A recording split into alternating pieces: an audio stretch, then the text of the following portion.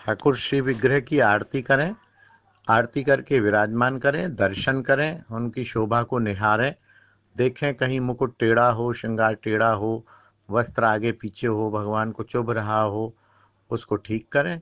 और फिर दोपहर में उनको राजभोग भोग लगाएं। राजभोग का अर्थ दाल चावल कढ़ी अच्छा प्रसाद बना के भोग लगाएं, अमनिया। 3-4 बजे फिर उनको कुछ ऐसे, जैसे स्नैक्स हम लोग खाते हैं ना, ऐसे कुछ उनको खाने के लिए पानी दूध आदि उनको दें। रात्रि में फिर 8-9 बजे उनको रात्रि का प्रसाद दें, प्रसाद पवा के फिर दूध की भावना हो तो उनको दूध दें, और उनके फिर ये वस्त्र आदि श्रृंगार आदि सब हटा दें, और उनको शयन, उस पर शयन वाला जो स्थान हो, क्या बोलते हैं उसको, उस पर सुला दें, श्रृंगार हल्का कर दें। बंशी को अवश्य ठाकुर जी के साथ ही रखें, क्योंकि बिना बंशी के ठाकुर एक क्षण भी नहीं रहते हैं। सर्दी हो तो रजाई उड़ा दें, गर्मी हो तो पंखा चला दें, और सुबह फिर वही क्रम चालू होता है। तो ये सामान्य मैंने बताई है। फिर भी अलग अलग संप्रदायों में, अलग अलग परंपराओं में, अलग अलग गुरु घरानों में थोड़ा थोड़ा भेद होता है। अच्छा तो यह हो कि ये इतनी सरल चीज़ नहीं है कि आप व्हाट्सएप पर ही सीखना चाहें। गुरुदेव किस लिए हैं, संत किस लिए हैं, वैष्णव किस लिए हैं, उनके पास जाएं, उनसे जिज्ञासा करें, अपनी भावना बताएं, उनसे सीखें समझें।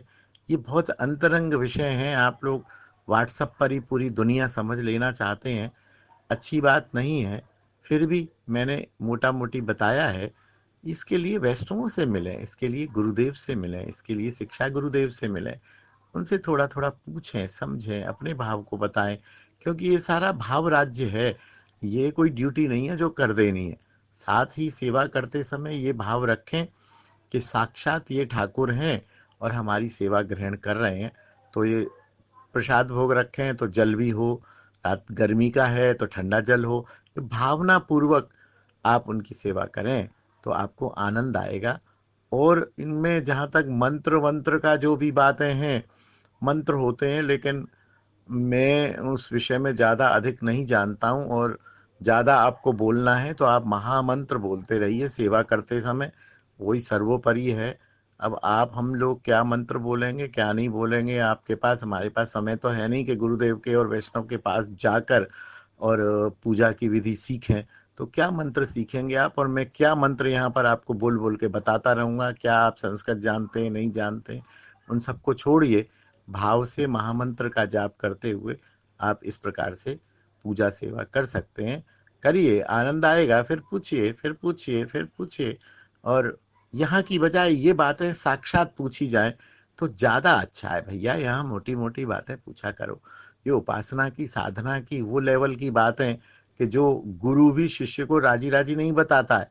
2 बार पूछे, 4 बार गिड़गिड़ाए, तब एक बार बताता है। अब आप यहाँ पर पूछते हैं, ठीक है, जैसी जैसी इच्छा ठाकुर की, जो सेवा, जैसा मेरे को पता है मैं बता देता हूँ। जय श्री राधे, जय निताई। और एक प्रश्न नीचे है 51007, उसका भी उत्तर यही है। उन्होंने भी यही पूछा है, कृष्ण की पूजा कैसे किन मंत्रों से करनी चाहिए, तो उनका भी यही उत्तर है। और आप सभी लोग ध्यान दीजिए कि इस प्रकार की पूजा को गुरुदेव से साक्षात आमने सामने बैठ के पूछना समझना चाहिए, जिससे हम भी तो आपके भाव समझें कि आप हो कितने पानी में। आप दीक्षित हो, अदीक्षित हो, नाम करते हो, मंत्र करते हो, आपको अधिकार भी है कि सेवा का नहीं है, या आपने तमाशा बना रखा है सेवा को। ये सारी चीज जब तक आप सामने नहीं हो, हम कैसे निर्णय दें? फिर भी मैंने अपनी मति बुद्धि अनुसार निर्णय दिया है। इसको आप यथासंभव भावपूर्वक सेवा करें और ठाकुर आपको आगे का मार्ग प्रशस्त करें।